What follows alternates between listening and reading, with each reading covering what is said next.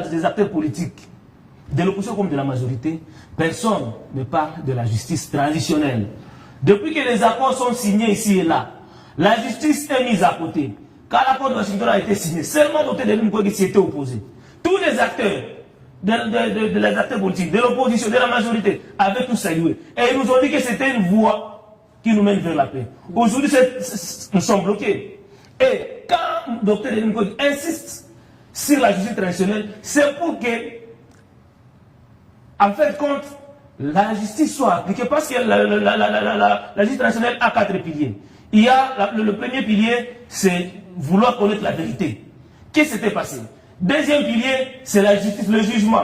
N'est-ce pas? Après avoir toutes les preuves, déjà les preuves, nous les avons dans les rapports mapping. C'est ce que j'allais même dire. Ouais. Quelle vérité vous cherchez encore? Les rapports mapping. Déjà la vérité. Après ça, c'est la réparation. Parce qu'on ne construira jamais la paix tant que les victimes de ces guerres ici n'ont pas été réparées, le jugement n'a jamais été fait. Il y aura toujours, quand il y a un conflit, qu'il y a des jugements, même si vous avez perdu les vôtres, vous sentez quand même un soulagement. La justice a été faite. Il faudra que la réparation aussi soit faite, mais également qu'on puisse avoir la garantie de non-répétition de toutes ces atrocités-là. Et ça, c'est là que le rapport maintenant pourra intervenir à travers ce tribunal ad hoc qu'on appelle tribunal pénal international, sur le tribunal pénal international pour la RDC. Ouais? Parce qu'il faut le savoir, monsieur Prince, avec la CPI, on ne peut pas toucher au Rwanda. Pourquoi? Parce que le Rwanda, Madame Docas, n'est pas signataire du charte de Rome. Ça veut dire que la CPI ne produit pas ses effets au Rwanda. Tous ceux qui ont tué et qui sont au Rwanda ne pourront jamais, tous ceux qui ont tué au Congo et qui sont cités dans les rapports mapping ne pourront jamais être poursuivis par la CPI. À moins qu'ils se retrouvent sur le sol congolais ou bien dans un autre pays qui a signé le charte de Rome. Mais avec le tribunal pénal international, c'est là que nous sommes, c'est là que nous avons toujours insisté. Ouais? Avec le tribunal pénal international. Parce que ça, c'est sous l'égide de l'ONU. Le Rwanda est un membre de l'ONU. Tout celui qui a participé au massacre de 93 en 2002 seront poursuivis. Oui. Vous savez, avec les ACPI encore, les rapports mapping couvrent la période de 93 en 2002. CPI ne peut pas suivre ça parce que CPI a été créé en 2002. Ces actions ne sont pas rétroactives. Ouais. Du coup, avec la CPI, on peut ignorer tous les crimes, tous les génocides que nous avions connus à cette période-là. C'est pourquoi Dr Denis Mukwege a toujours insisté à ce que le tribunal pénal international soit appliqué pour cette période-là, mais également la CPI peut aussi produire ses effets. Parce qu'il y a ceux qui ont tué, qui sont aujourd'hui à l'étranger, sur lesquels le gouvernement ne peut pas mettre la main. Il y a des crimes qui ne sont pas compatibles, dont la justice congolaise n'est pas compétente pour juger. Il faut seulement la justice internationale. Parce qu'il y a des crimes qui relèvent, n'est-ce pas, qui relèvent de la justice internationale. Mais c'est également, au niveau de la communauté internationale, le rapport a été fait, le travail a été fait. Il y a les rapports mapping, il y a plusieurs rapports des experts des Nations Unies qui existent.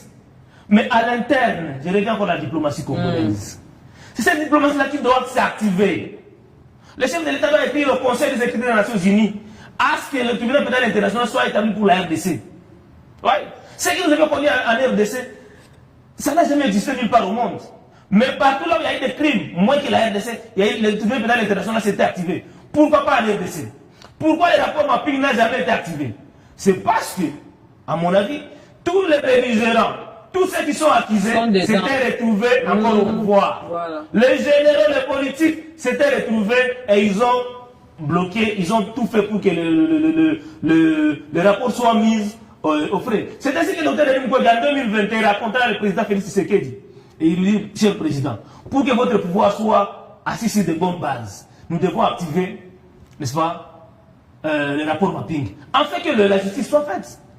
Mais dans tout ce qu'on a signé, la justice a été ignorée. Madame Docas, on ne peut pas s'imaginer construire la paix tout en marchant sur les attributs de la justice. Ouais, les accords de paix qu'on peut signer ici et là, ça nous permet d'avoir d'abord un cessez-le-feu. Mais la justice vient maintenant renforcer la paix obtenue à travers les accords de paix. Quand vous avez obtenu la paix sans la justice, sachez-le bien qu'après des années, on va revenir à la case de départ. Voilà. C'est le cas aujourd'hui. Tous ceux qui sont au M23, pour la plupart, ils étaient au RCD. Ils étaient au RCD. Certaines autres choses sont citées dans le rapport mapping. Certains jeunes qui s'aventurent aujourd'hui à prendre des armes contre le pays, à aller. C'est pas qu'ils savent que non, c'est la voie royale aujourd'hui au Congo pour entrer au pouvoir. Et quand même vous tuez, vous ne serez jamais jugé. C'est là qu'il y a le problème. Et donc la diplomatie congolaise a un rôle majeur à jouer. Elle doit être cohérente. Ceux qui sont autour du chef de l'État, ceux qui sont au conseil du chef de l'État, ils doivent être au parfum de la situation. Ils doivent être des routiniers, ceux qui ont des routiniers de la diplomatie. Parce qu'ils ont induit le chef de l'État en erreur, dans plusieurs reprises. Quand le chef de l'État déclare, c'est pas moi, aux conférences en Belgique, de Gateway, investissement Gateway, je me rappelle, là le chef de l'État déclara que non, il ne préfère pas demander des sanctions contre le Rwanda, mais il tend la main au président Kagame pour qu'ensemble on puisse faire une paix de brave. Kagame n'a jamais été un homme de paix. Ouais. Kagame n'a jamais été un homme de paix. Il fallait renforcer les sanctions. Les sanctions sont nécessaires. Rappelez-vous les sanctions qu'a obtenu le Dr Denis Mukwege après le vote de la résolution 2273. Kagame avait pleuré, Kagame avait appelé les Rwandais. À ce moment-là, c'est parce que les sanctions commencent déjà à produire des effets réels sur l'économie, sur le quotidien du Rwanda. Imaginez-vous aujourd'hui, les États-Unis ont pris des sanctions, l'Union européenne prend des sanctions, l'Union africaine prend des sanctions contre le Rwanda, mais l'M23 tombe de soi, l'M23 meurt. Mais également, il faut revenir sur cette question, parce que c'est toujours par rapport aux solutions à l'interne, il ne faut pas toujours ignorer que les dialogues demeurent aussi nécessaires. Oui. Parce qu'il y a des problèmes internes qui doivent être réglés à l'intérieur des Congolais. Il y a des problèmes que la communauté internationale ne peut pas résoudre à notre niveau. La communauté internationale ne viendra pas organiser les élections pour la RDC. On va appeler ça de l'ingérence. Ouais.